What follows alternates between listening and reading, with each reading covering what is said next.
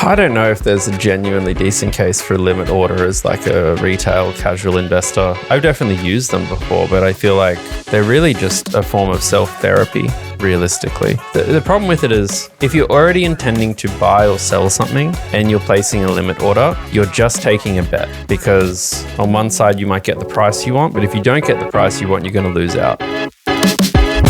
The Aussie Fire podcast is a collaboration between Strong Money Australia and Pearler, Australia's favourite boring long-term investing platform. Join our hosts, Dave from Strong Money Australia and Hayden from Pearler, as they discuss all things financial independence. At Aussie Fire, we're big fans of sharing experiences and talking about money. However, please note that any advice is general and does not consider your financial situation, needs, or objectives. Consider whether it's appropriate for you and, if in doubt, speak to a licensed financial advisor.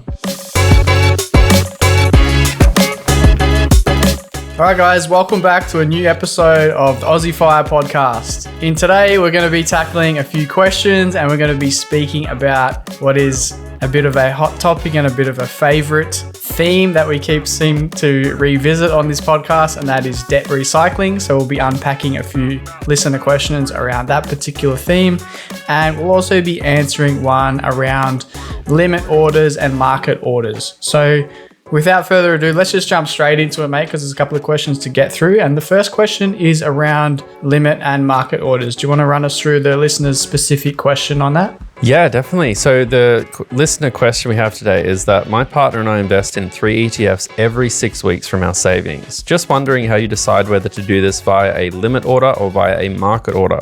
I've read that limit orders are better so that you don't overpay, but it seems like a lot of work trying to figure out what a fair price is to set. It's a good question. It is a good question. And I think everybody wonders this, especially in the early days of their investing journey. It's something that you don't know. One of those things that you don't necessarily know intuitively, when you start investing, you're like, well, wait a minute. I don't just actually buy. I have to decide either what price to buy it, or I just decide to click a button that's like a market order. That's just basically, what a market order is almost like, I want to buy these shares. Just give me the best price in the market. And so essentially, it can happen where you happen to be unlucky and the best price in the market is actually a crap price. Because if you're trading something that is a low, what would you call it? It's not a liquid share. Like it trades very infrequently.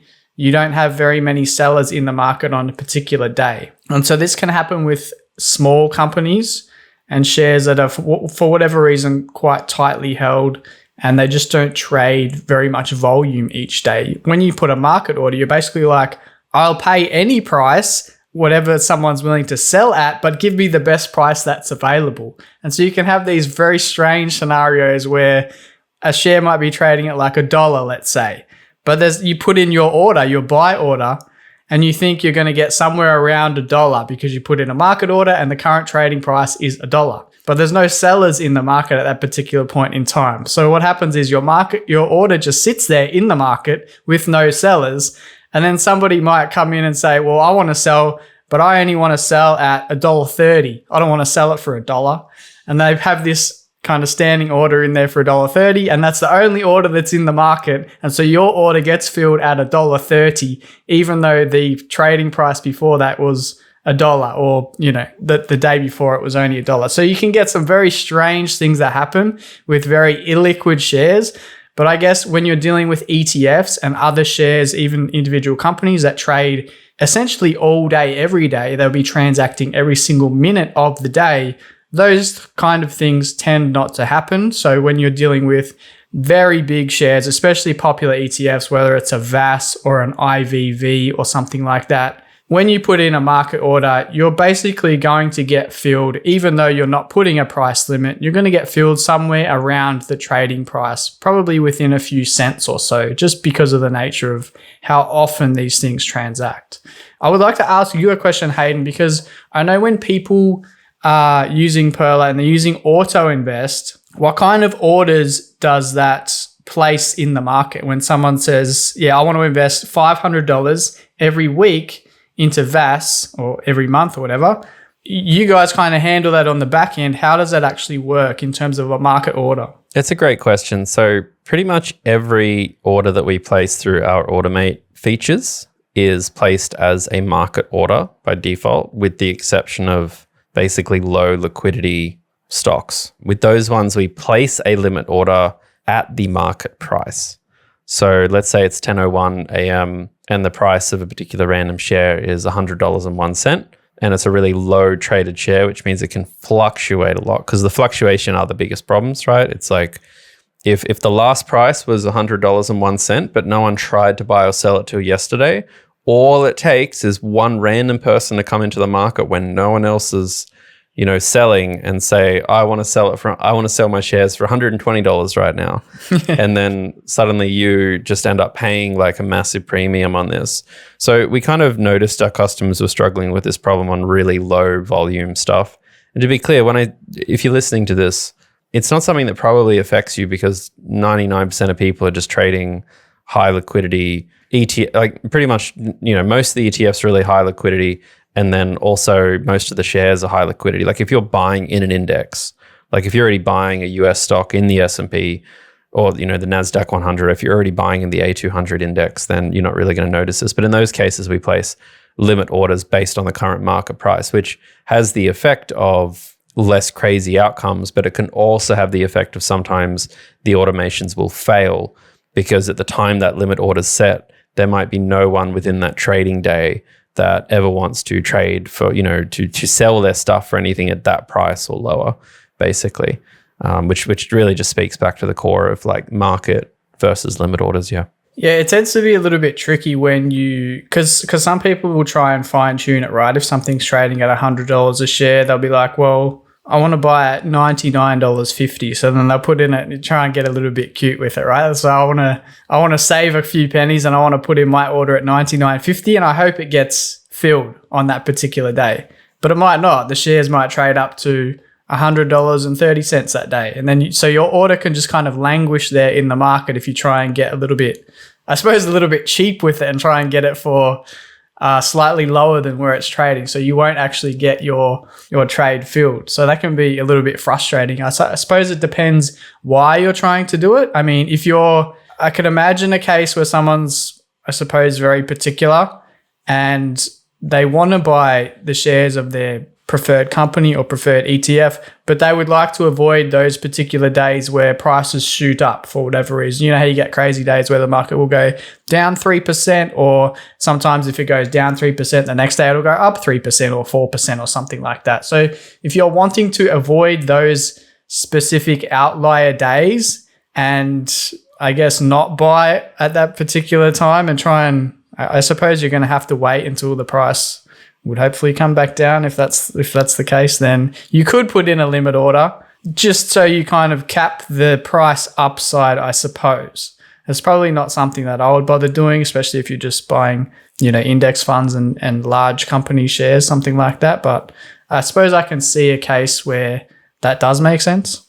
I don't know if there's a genuinely decent case for a limit order as like a retail casual investor. I've definitely used them before, but I feel like they're really just a form of self-therapy, realistically. The problem with it is if you're already intending to buy or sell something and you're placing a limit order, you're just taking a bet, because on one side you might get the price you want, but if you don't get the price you want, you're going to lose out. Obviously, that can sway itself if you think the market's going to move in a particular direction with a fairly high degree of certainty. And that's probably the only time I think limit orders ever really make a lot of sense to me. Like, for instance, let's say I was going to go buy VAS this morning and VAS went up today 7%, crazy amount. And I really wanted to buy it today and I didn't want to log back in tomorrow.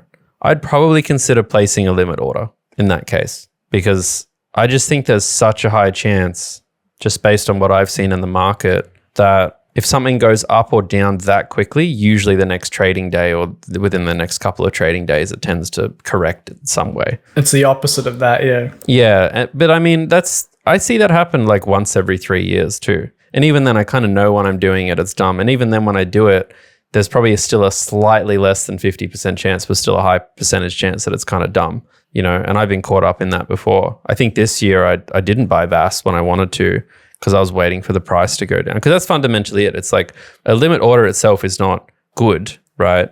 It's just like if you want to buy something and you don't want to sit around watching it and you have a high conviction that you think the price is going to go down compared to right now, then limit orders start to make sense. But that's a lot of stars to align. And even then you get into the problems of how do you even have a high conviction? Like, how do you really understand what's going to happen in the world that much, particularly on the buy side, when you know that most like high liquidity assets and ETFs will just trend upwards with time. So you can't even be like it's 50-50 because there's a more than 50% chance that it's going to go up, you know, if the market's always going up over time, right? So you have to really be like, this is the particular day. I think if you're not passionate about buying something is where it can be interesting sometimes. I think it only really gets tricky if you just like are going to buy it anyway. Whereas if you're like, oh, you know, I want to buy VAS, but if it kind of just rockets up and I feel like it's overhyped at the moment, I might just buy some VGS instead. But then that gets into the slippery slope of like, why would you modify your portfolio composition based on price fluctuations? You know, like you should have a focus that's like, this is what I want to invest in. And that's kind of it. And we talk about this with Automate with Perla a bunch, is like, the reason Automate's so useful, and this is not me trying to just sell the feature, but it's like, it's not because we automate stuff, right? Like, sure, you don't have to log in every 2 weeks or 5 minutes, but like, that's not that exciting, right? Like automating away 5 minutes of your time every fortnight should not really give us any awards or make your life any materially better. What's great about it is that it takes away a decision from you. Same kind of way like automatic credit card repayments, automatic mortgage repayments. Like a lot of people would probably not pay their full credit card balance if they had a choice. If someone came up to them, little devil on their shoulder, and said, hey, you know, what's going on here? Do you want to get that new TV? Or do you want to just like only pay 100 instead of 95% of your repayment? So that kind of forced decision-making is really useful, because that otherwise you sit around asking yourself dumb questions like, do I need to invest? Should I place a limit order? Like all these things that just in the grand scheme of things aren't going to matter. And my life, I have continually watched a lot of people start investing all the time or trading on the stock market, and they'll always start out, they'll make a couple of market orders, then they'll go make limit orders for a while. Then at some point they just get tired and think, what am I really doing here? I'll just place a order on market. Because I suppose what you're really getting at there is it's behavioral, right? The whole benefit of investing religiously and automatically, whether you're doing it through an automated feature or not, is the whole fact that you're not overthinking things and you're doing things regardless of what's happening on that particular day, because you've decided that that's the strategy that makes the most sense over the long term. So when you start getting into the weeds a little bit with limit orders and trying to perfect things by a few cents here and a few cents there and trying to, I suppose, bet in some way on what you think is going to happen or what you hope is going to happen, then you start to get into a little bit of analysis paralysis and you start to overthink things a little bit too much, I think. So there is a bit of a downside that comes with that. I think we can move on to our next question, Dave. We've probably unpacked that one enough.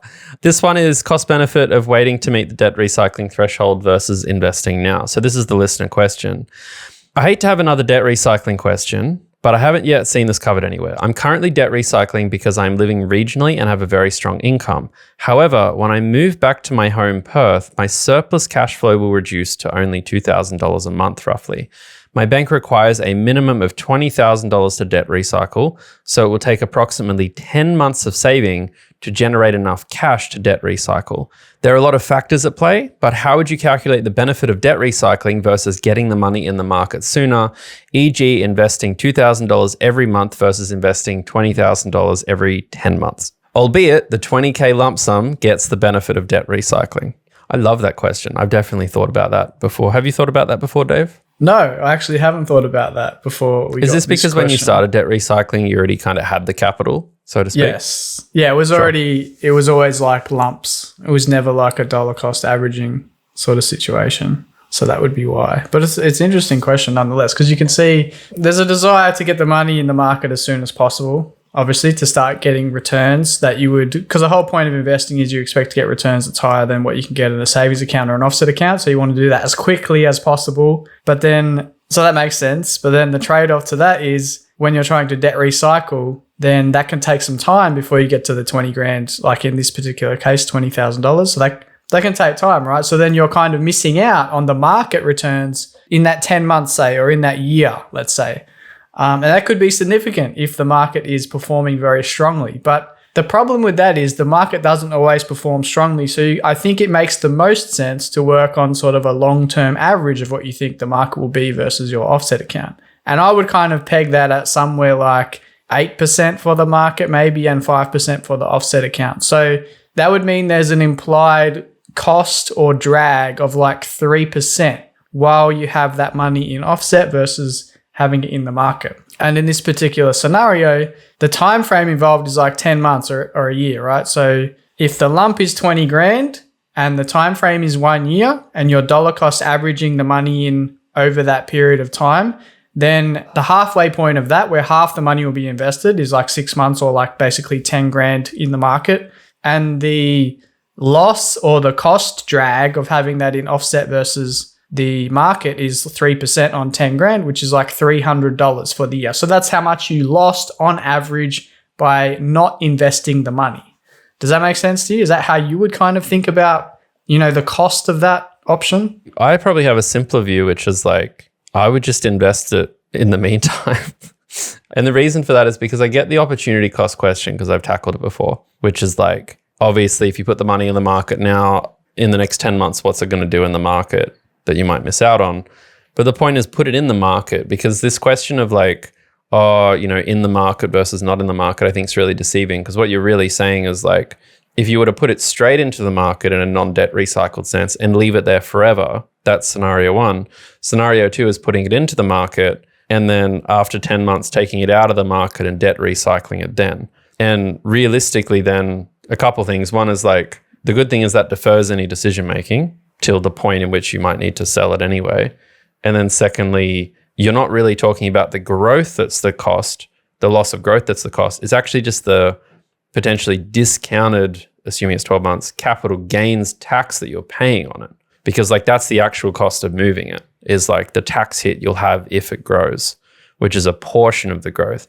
The one caveat to that that's really relevant is, and we've talked about this in other episodes, is that scenario makes sense if you don't intend to put yourself in a situation where you're going to be doing a wash sale. So a wash sale is like, you can't just invest in IVV and then wait 10 months and then sell it out and then use that cash to pay off a loan and then redraw that loan and then invest in IVV, the next day or something like that. Because in the ATO's eyes, you basically have just made an action for a tax result, is like the really short story of it. You can go Google ATO wash sale. So you'd have to have some kind of reasonable way to show that it's not the exact same thing, which, if I'm going to be perfectly honest, I've never had that problem, because even after investing for 7 years, I feel like over a 6-month rolling basis, the things I want to invest in tend to change a lot as I learn more, right? So a lot of you are probably like me, which is you're still early on in the investing journey. And like, when I started, here's a good example. Like when I started debt recycling, I originally started investing in DHHF. And then I was like, I don't want to have an all-in-one ETF. I'd rather have it split. So it's like, I think there's just a high chance that a typical person will like not want to rebuy the same thing anyway, because you're probably going to want to change it slightly, not dramatically. Maybe you're going to want to consolidate it more or less, or realize you're too focused on this or that, or maybe, Vanguard dropped their fees or something like this. So I just think that's a really interesting approach, because then it takes away a lot of the stress. It defers the decision to a point where you have all of the information. But broadly though, I would agree with Dave in the sense that, the long-term benefit, if you can sustain cash flow of debt recycling, if you can, will vastly outweigh any lost opportunity cost over a short-term period, for sure. So I wouldn't get too caught up in like, if debt recycling is 10 months away, maybe I should just never consider it. Well, I did not expect you to take it in that direction. That's super interesting, actually, because the way I'm thinking about it is the opportunity cost, like I mentioned before, and then you kind of square that off with the permanent benefit of waiting the 10 months or 12 months and then having that 20 grand loan portion, the interest on that, which is maybe $1,000 deductible forever. Like that's not a temporary benefit. That's a permanent benefit. So it's interesting that you would say that, because I would not put it in the market. I would keep it in the offset account and forego that potential, say, $300 of extra returns in exchange for the permanent deductibility of that interest. I just think it's not ideal or suboptimal to kind of be putting money in the market that you hope or know that you're going to be taking out in 10 months to debt recycle, because it might be, you might have put in 20 grand, but it's only worth 16 grand. And that kind of annoys you because now you've got to wait longer to do your 20K loan split to recycle that, or it's only 15 grand or something like that. That would annoy me more than missing out on a little bit of upside by having the money in the market sooner. Like I want to have a plan and then be able to stick to it. Yeah. Can you unpack the annoying part about, you said like 100% of the interest being deductible or something like that? I mean, isn't it just the case that none of the interest is deductible until you debt recycle it after 10 months, regardless of whether you... So I think just to be clear, and maybe this is where we got ourselves confused. It's like, when I say invest in the meantime, I mean like not against the home loan, if that makes sense. Yeah, you're just saying that instead of doing the debt recycling, you're saying to invest that instead of putting that into the loan and then debt recycling 20K after 10 months. You're saying to invest the 2K a month and then after 10 months, basically take it out and then pay off that loan or whatever and then debt recycle it. So I would disagree with that. Yeah. So what do you mean by the interest? You made a comment about like you wouldn't want to bother with, you just want it to be all deductible. What did you mean by that? Oh, what I meant was I would rather forego the opportunity cost of having the money in the market sooner, and I would just either have that money in the offset at the moment or in the loan, and then after 10 months I can debt recycle the whole 20 grand, and then that interest on the 20 grand is deductible forever.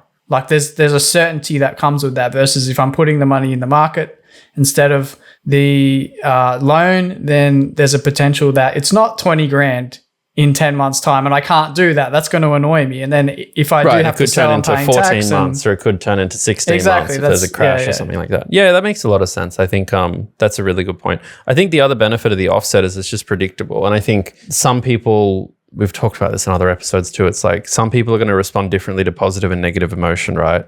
So it's like for some people, watching the market go up whilst they're just in offset will upset them more than the joy that they'll feel having money in offset whilst the market goes down. And different type of people will respond to that differently. I think Dave's point's really important about like, that 20 grand might not be 20 grand, which is like definitely a real pickle to consider. Though, yeah, I think I'd still probably have the money in the market. I think it's hard because I feel like I've committed to investing, and I feel like to not invest just because I'm trying to like structure things in a way that's advantageous for tax would feel like I've already committed to going to the party and I'm not at it. And it would just hurt me. Like it would hurt me being so excited to invest and then having to restrain myself and watch stuff happen. I think to point out though, if it's not obvious to our listeners, assuming you're not going to like sell it out, pay off your loan and then buy something else in a way that's not a wash sale, you don't really need to worry about it going down from a performance standpoint, because in theory you'll be buying back a different portfolio, assuming your portfolio changes, at the same price broadly.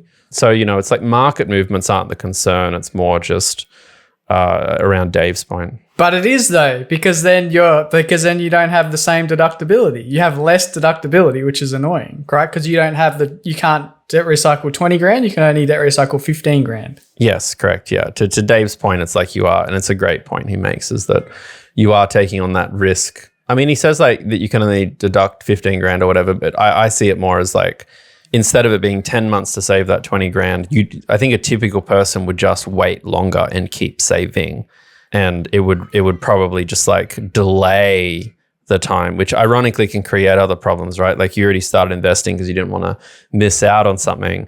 And now suddenly 10 months in, we've had a really bad recession and you have to work for another 4 months until you can join the debt recycling party without a lot of admin overhead and deal with that. The other thing people could do as well, if you feel like the whole thing is too overwhelming, is you could just accept that you're going to spend some money on an accountant to do the prorated deductibility as well. I have a couple of friends that do this. They just started debt recycling straight from the loan and they just throw it in an accountant. And obviously that's going to cost money, but perhaps the money for peace of mind of the ease of it is worth it, because then you're not sitting around being like, have I lost any opportunity cost? Am I missing out on any deductibility? It's just all straight there. So that'd be a worthwhile thing to talk to your accountant too, and something Dave and I probably don't spend a lot of time talking about, just on account of we probably find managing a lot of these things pretty easy just by reading up on it. So it's not kind of our first point of call. No, that's a good point you mentioned there. The other way you could structure it potentially is, if it's possible, regarding your specific loan and your specific borrowing power and situation and all that, you could potentially create a new $20,000 loan now,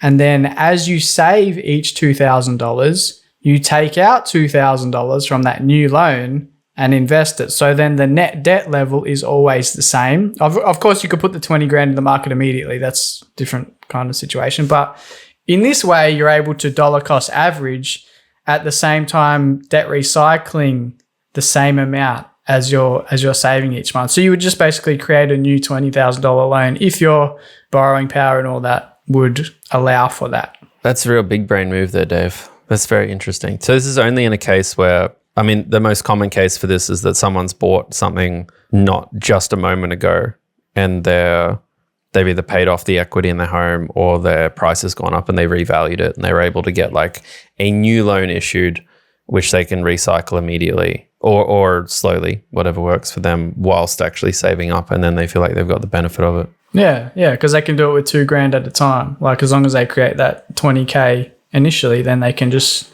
average the money in, and then their debt level basically stays the same. Yeah, because you're only going to be paying interest on what you've drawn down on the loan, and your net debt's basically the same. So hopefully that makes sense. That makes a lot of sense. I know we keep you around for something, and I'm reminded of that every week.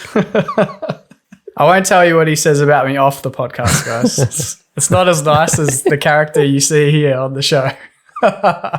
Dave's pretty great. That's a good point, though. And I think a lot of people, my experience is there's not a lot of people out there who've bought homes and then immediately trying to debt recycle. It's usually a pretty straightforward story. Someone buys a place, they have good income, they start piling money into offset really quickly. They realize they're not investing as much as they'd like.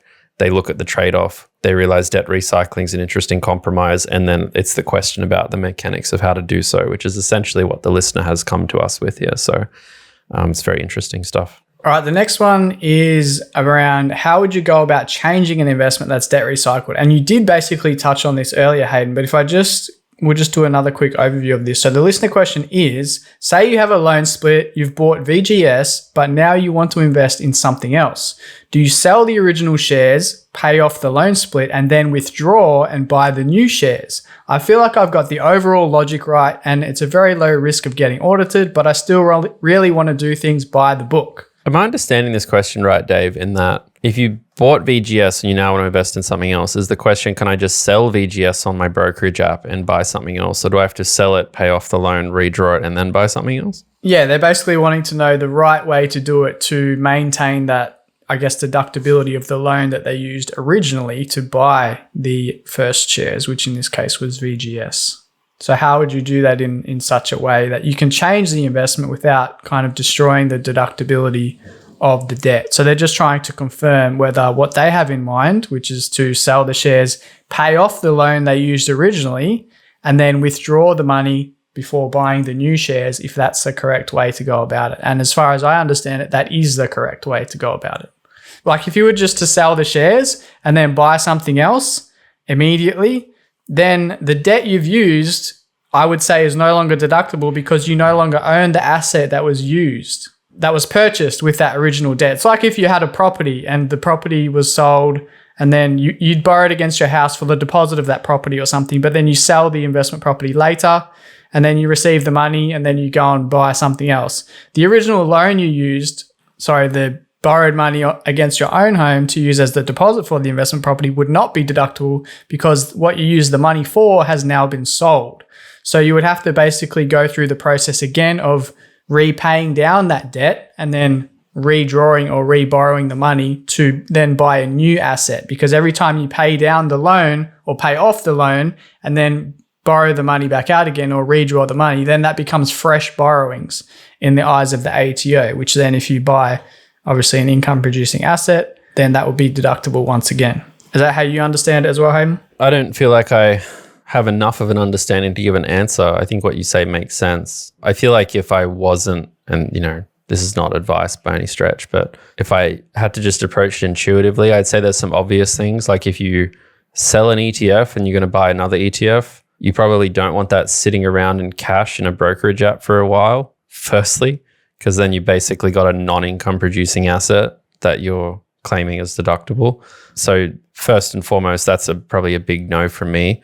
I think also if you're selling something and then using that as a tax loss harvesting, that's also another kind of red flag, because like the ATO might be like, now you're just moving things around to try and like avoid tax in something that already might require some attention. I'd be pretty honest, Dave, and say like if I sold a bunch of VGS and bought IVV instead or something like that, and I had like a massive tax bill from it, like I'm the only one that lost out, like I just had to pay the ATO tens of thousands of dollars, I'd probably be less worried, because I'd be like, I don't see why they'd be so mad that I just did something that seems to like punish myself.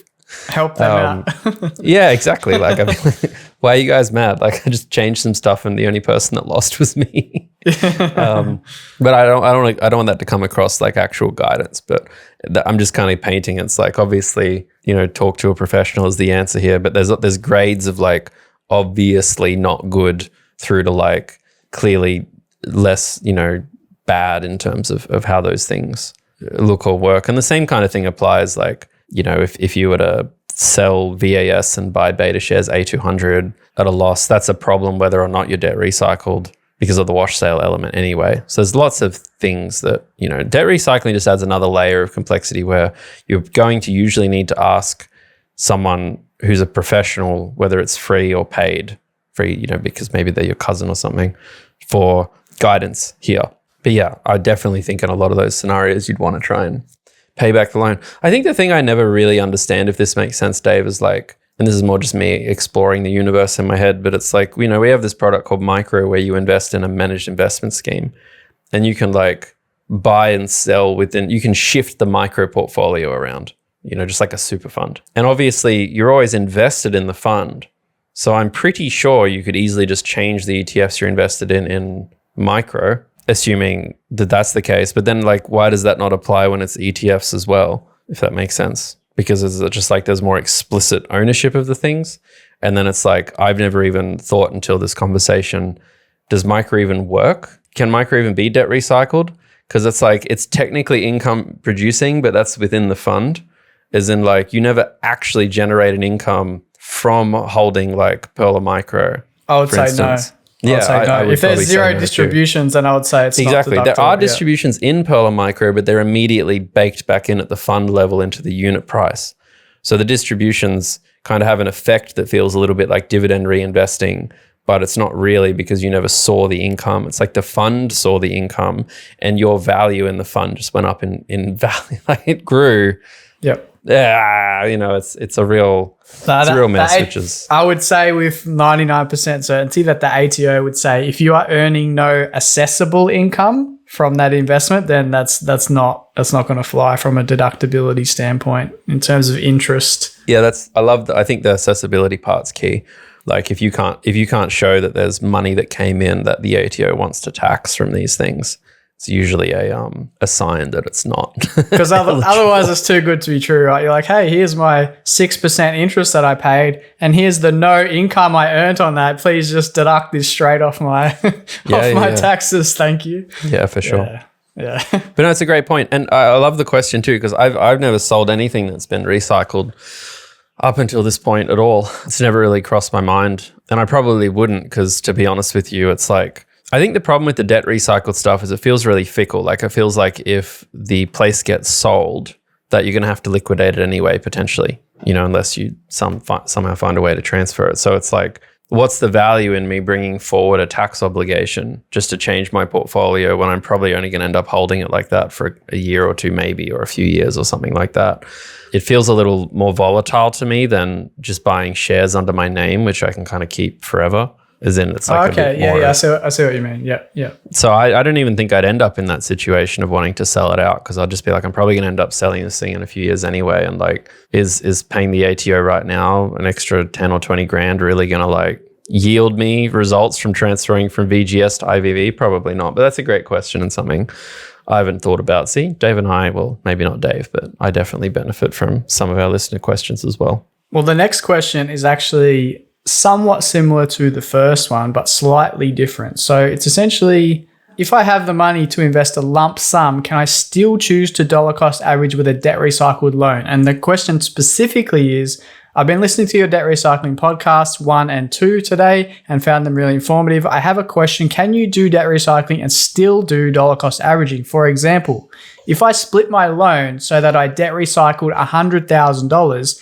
can I buy $10,000 per month for 12 months, say, to hedge my bets regarding the share market's movements? Or am I compelled for tax reasons to buy shares with it in one hit using the whole $100,000? Yeah, I mean, that's what I did, I guess you could say. Dollar cost average it out, basically had a home loan, redrew it on a regular interval, sent that money immediately after it was redrawn into a brokerage app and immediately invested it and did it in chunks.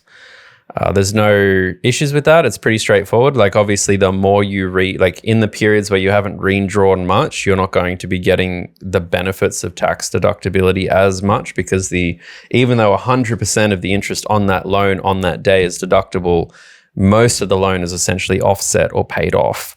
And therefore, the bank is not charging you as much interest, which just makes a lot of sense, right? Like, if you haven't actually redrawn much, you're not going to get much of a benefit because you're not paying much interest. And I'll be honest, Dave, I think I did that. I think I did something like $5,000 a week at the start. I was like, yeah, we're going to dollar cost this average in. And then I got like 3 or 4 weeks in and I was like, I can't wait the like however long it was going to be. Like, you just want to put it in. Yeah, I was like, yeah. I was like, what am I doing? I've already committed to investing for the long term. Why am I going to drag this out over like 40 weeks or something? Yeah. And then it was a horribly uncomfortable day, but then I just dumped in like the last 300 grand or whatever it was and was like, let's just go for broke.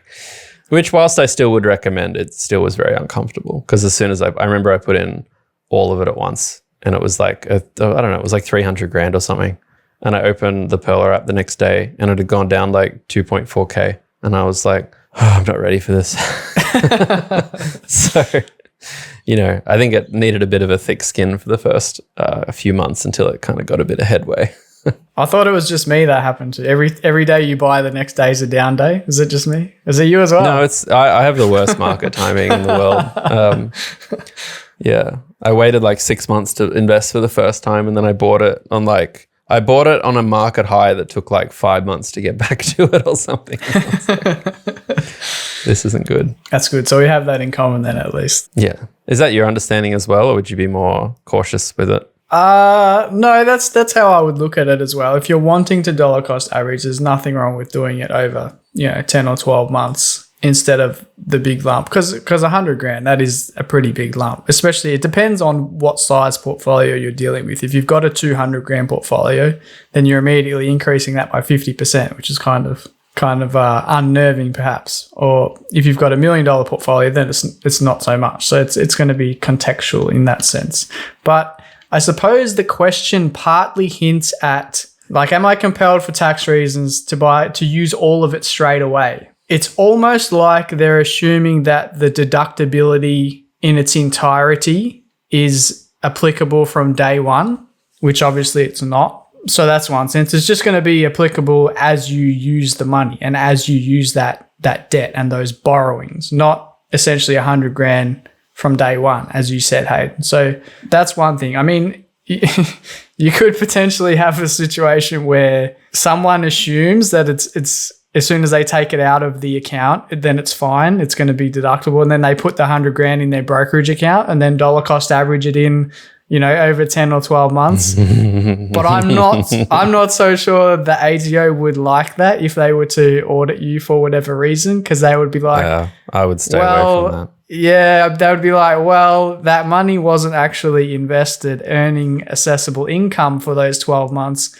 So the deductibility of that 100 grand for the entirety of those 12 months is not really allowed, right? It's going to be only in accordance with how much of that debt you've invested rather than just parking it somewhere other than the loan account, if that makes sense. That makes sense. And I would completely agree. Like, you need to basically show that every dollar that is generating interest is producing assessable income of some form. At the same time. Yeah, that's a good way to, that's a good way to think about it. Because I think on some occasions, Dave, I was doing the manual investing and I think I remember sending money to Pearler Oh, like, I'd send money to Pearler on a Monday and I'd be like, I just want to hit the button manually for this like money because it's like, thousands of dollars. And I remember it was like, I woke up on a Tuesday and I remember being like, I really just can't wait with this. Like I shouldn't sit around any longer. Like obviously I can't imagine a world, cross my fingers, where the ATO would get annoyed because you had money sitting in a brokerage account for one day.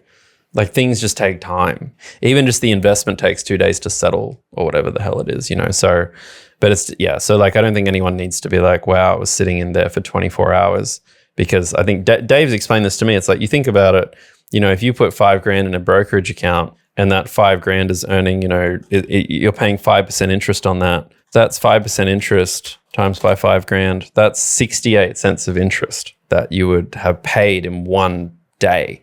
And then if you're then trying to claim deductibility on that, say at the 30% income, you're basically saying to the ATO, I want 21 cents of a deduction. So that's a good way to think about it, is like the ATO is not going to be like annoyed because took you 2 days to get money from, your mortgage redraw into a productive investment because, yeah, sure, I guess technically you might be overclaiming a deduction by, 0.4 of a dollar.